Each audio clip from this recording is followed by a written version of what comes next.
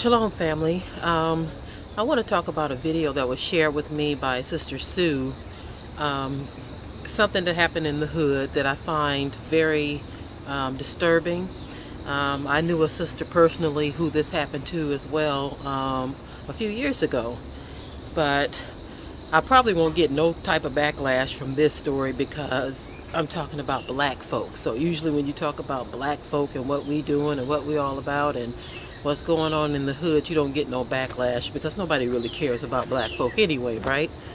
But anyway, the story was, it was a video that a sister uploaded to Facebook. And this woman was in tears because she had a community garden apparently, and she was growing all this food. She said there were pear trees and it was just food everywhere, and she had been working on this project. I forget what she named the project. The project had a particular name, but she had been working on this project for years.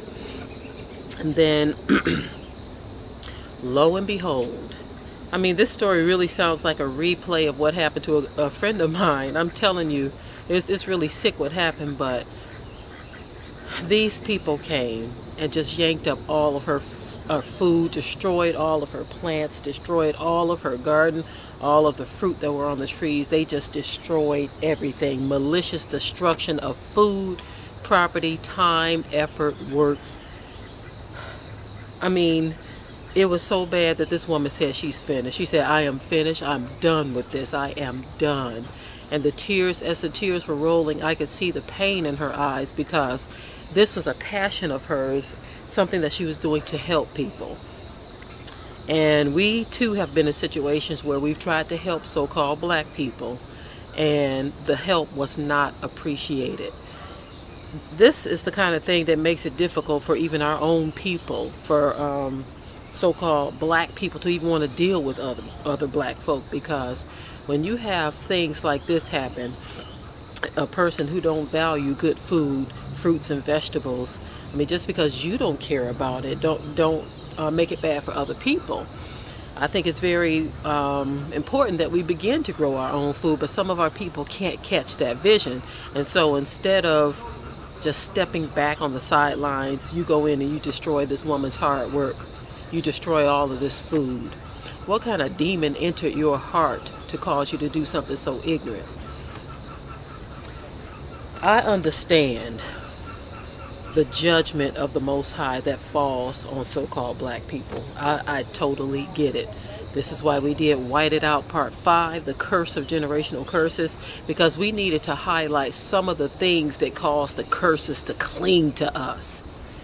And a lot of it deals with, the biggest part is our disobedience, unbelief, and serving of other gods, you see.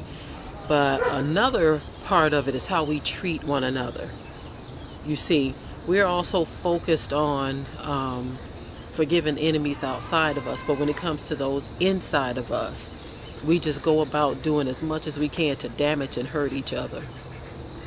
I'm sure just about everybody who watches this video know what I'm talking about.